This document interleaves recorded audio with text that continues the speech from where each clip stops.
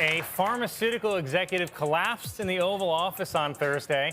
And speaking of pharmaceuticals, whatever they've got Trump on, I want some. Because just look how chill he is during all of this. He's just standing there. He's literally this meme. President Trump and the First Lady hosted a trick-or-treat event at what's left of the White House.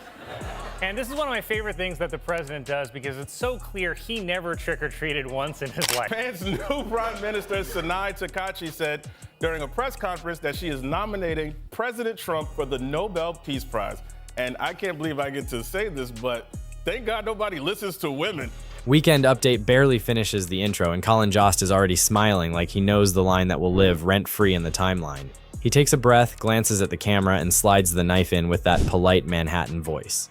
The crowd pops, Michael Chi leans back like he just heard a friend nail a 3, and somewhere not far from a phone, the 47th president starts composing a post about how jokes are now probably illegal. In his first term, here's how he gave candy to a kid dressed as a minion.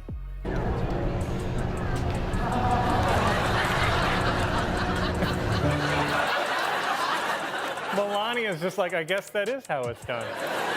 And then again this year, he did it to a kid dressed as DJ Marshmallow.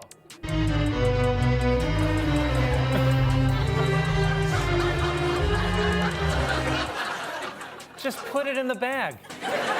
Why is he so weird? Even the kid is like, this is not right. It's kind of an embodiment of his entire presidency because it's just a violation of norms that no other president or person has ever conceived. If you love it when live TV does what press briefings won't, you're home. Tap like so this finds people who still need the receipts with their laughter, and drop your favorite Jost or Che line in the comments because there were a few that deserve framing. Here's the setup that made the blow land. SNL has been in that sharp, hungry mode all season. The cold opens are quick, the sketches know exactly how long to stay, and Update has turned into a lab for testing presidential spin under bright lights. Traveling on Air Force One to the Middle East to celebrate the ceasefire, President Trump told reporters, "I don't think there's anything that's going to get me into heaven." Then he paused for 10 full minutes, waiting for someone to say, "That's not true." Because Trump can't go to heaven. He's far too busy down here, running hell. The week started with Jost needling Trump's latest trophy chase, and ended with Che piling on the kind of punchlines that make a politician feel very small. This is the exact room that drives the president crazy. Not because they hate him, because they don't fear him. That is the difference. You can feel it in the timing, relaxed, confident, like two guys telling bar jokes on a Sunday night while the country exhales. Jost's best weapon is the straight face. He'll calmly note a number, or read a line the president actually wrote, then tilt his head half an inch as if to say, "You heard that too, right?" President Trump met with Chinese President Xi Jinping. When asked how the meeting went, Trump said this. But overall, I guess on the scale of from 0 to 10, with 10 being the best, I would say the meeting was a 12. I guess Trump just wanted to show China we're still way worse at math. So President Trump are calling him tone deaf for posting pictures of his newly renovated White House bathroom during the government shutdown. But I'm happy that the floor looks slippery. This week he used that to tee up a clean shot on the shutdown and the way it hits people who don't have golf memberships. The joke wasn't cheap, it was surgical. Airports don't run on vibes. Snap cards don't load because a press conference says they do. Then Che tagged it from the other side with a quick, almost lazy line that landed harder because he didn't even break a sweat. He made inflation, tariffs, and power plays sound like what they are when you strip out the stage fog. Choices. Expensive ones. And the audience laughed the way people laugh when a thing finally sounds like plain English again. The Middle East are crediting President Trump with brokering the Israel-Hamas ceasefire, but it makes perfect sense to me because sometimes crazy people only listen to other crazy people. Like when you see a guy jacketed on the subway, you don't just ask him to stop. No, you gotta take off your pants too, and now we can negotiate. President Trump has reportedly become concerned with Congresswoman Marjorie Taylor Greene criticizing Republicans on key issues, with Trump asking, "What's going on with Marjorie?" Little advice, bro, just let her go. You can't change her. God knows I've tried. The beauty of Jost and Che together is how they trap spin with tone. Colin acts like the nation's most patient substitute teacher. He gives you the headline, the quote, and the tiny pause that lets your brain supply the word ridiculous. Che strolls in like the guy who said nothing all meeting and then summarized it in one sentence everyone writes down. He doesn't yell, he doesn't sell, he just steps on the vanity, boom. That is why update sticks. Volodymyr Zelensky has said that if President Trump provides Ukraine with Tomahawk missiles, he will nominate Trump for a Nobel Peace Prize. You know, the prize they give you for selling missiles. There was outrage that another alleged drug smuggling boat from Venezuela has been blown out of the water without warning. And you may not think that's a big deal right now, but one day soon, you'll look at yourself in the mirror and realize you're out of cocaine. They aren't trying to be the story. They're trying to end a bad story with a good laugh and a clearer headline. Of course, the president hated it. He always hates it when the joke is attached to a thing he actually did. That is when the posts show up. Suddenly, late night is rigged, satire is bias. NBC should be investigated. It's the same pattern every time. When the room laughs at a wish that refuses to become reality, he starts looking for a referee. This week, he leaned back into the old hits, the "you can't do that" routine. Like the First Amendment is a suggestion that expires whenever a punchline lands. Update with some good news for once. There is peace in the Middle East. The only downside is there's war in Chicago. Only Trump could Freaky Friday Chicago and Gaza. And I know Trump is upset that he didn't win the Nobel Peace Prize, but the last guy to send heavily armed men into an American city was Bane from Batman. It was awarded this week to Venezuelan opposition leader Maria Corina Machado, or as Fox News reported it, Trump robbed by deranged Hispanic. He didn't say Jost and Che by name, because that would be giving out free publicity, but the energy was obvious. The same impulse that made him scream about SNL in 2018, flirt with FCC and court action in 2019, and ask if late night can even be legal in 2025. Translation, please cancel the Mirror. Let's be clear about what tries to cancel SNL looks like in real life. It's not some secret switch in a basement. It's the constant public pressure, the vague threats, the fantasy that government can referee jokes. Like, who's ever thought I should put the candy on the kid's head? My favorite part, though, was when Trump and Melania made a grand entrance to this song.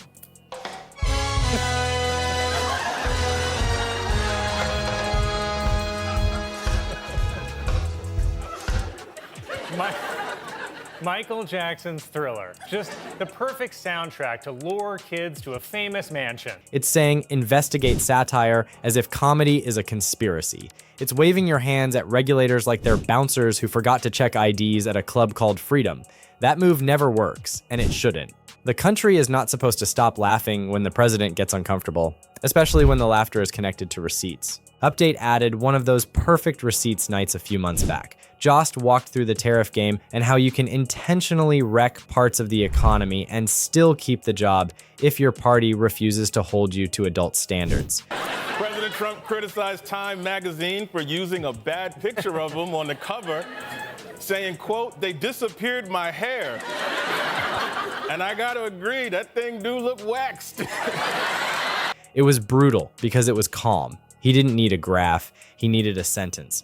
Che followed with his particular shade of "you already know this," which is kryptonite for propaganda. The punchline wasn't cruel, it was corrective. That is the kind of clip that gets texted to uncles who argue at dinner. You don't need a debate, you need a replay and a smirk. Everything was fine until the Nobel bit.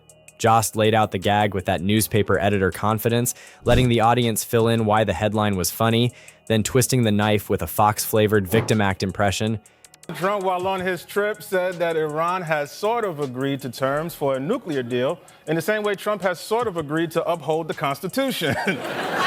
Many people in Saudi Arabia were very happy with President Trump's visit to the country because rich Saudis love to fly out thick blondes.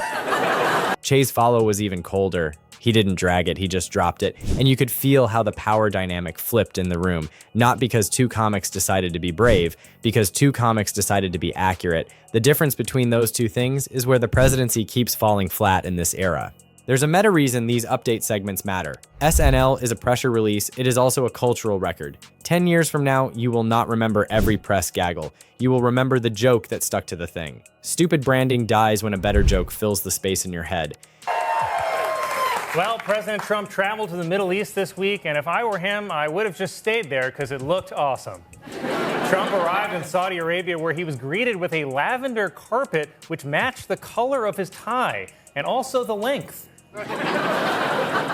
They also rolled out a mobile McDonald's truck for President Trump's visit, featuring Saudi Arabia's most popular new burger, the McJournalist.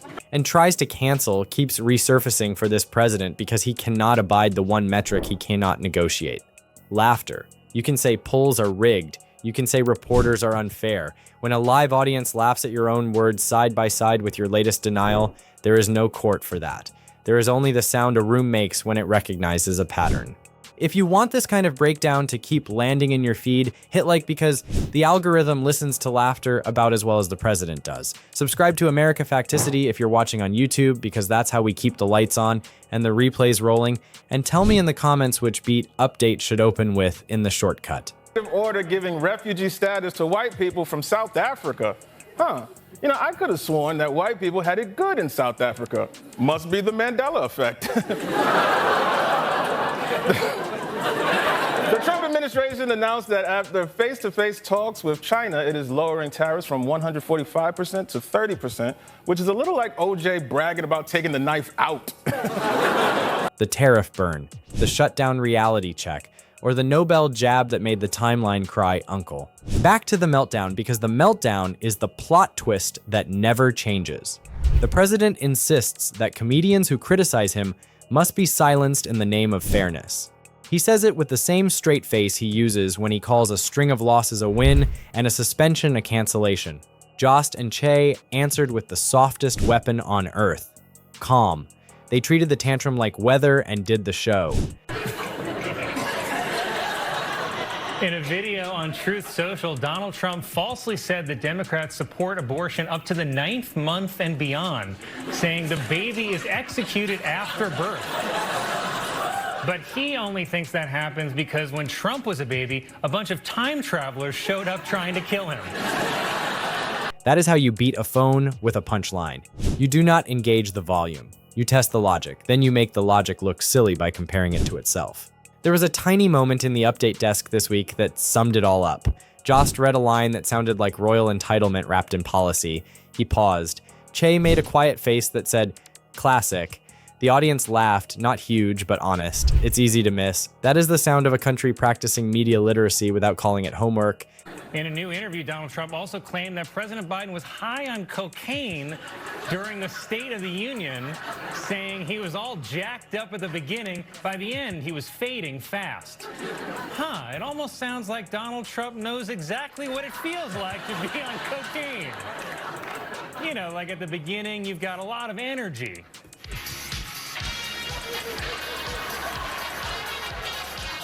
But then, by the end, you're fading fast.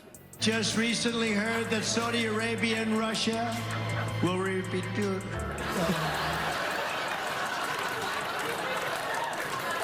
Satire is literacy with a better wardrobe. You watch two guys you trust tell you the truth through a joke, and suddenly your brain stops accepting the spin that made you tired all week.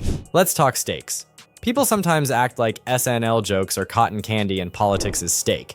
That's cute, but ask anyone who got through a rough year holding on to a bit that made the madness legible. Jokes map power.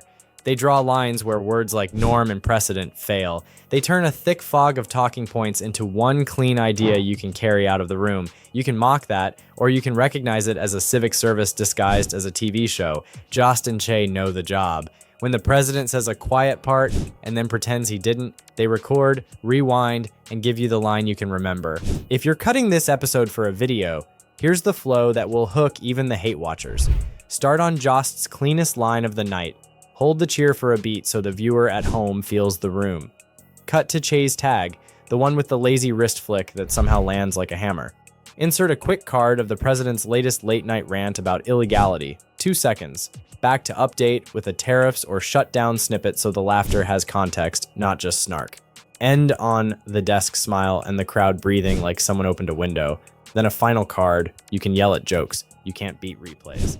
Everything was fine until the president tried to turn a TV segment into a legal case again. That is the loop that will never help him, because every time he telegraphs that he wants the government to referee comedy, he proves the point the comedians were making. Authoritarian vibes do not love laughter. Laughter does not love authoritarian vibes. The punchline writes itself. Update will be here next week. Same time, same desk, same calm. He will be here too. Same phone, same volume, same allergy to mirrors. The country will keep choosing which room it wants to sit in. Bottom line, Colin Jost and Michael Che did not expose a secret dossier. They exposed a simple, stubborn truth. When power sells theater as reality, you beat it by inviting everyone to watch the tape with you and then laugh when the story collapses under its own weight. That is why he tried, again, to cancel the show in the court of vibes. And that is why the show, again, didn't need a lawyer. It needed timing. It needed proof. It needed two professionals who understand that sometimes the most patriotic sentence in America is a joke you can repeat.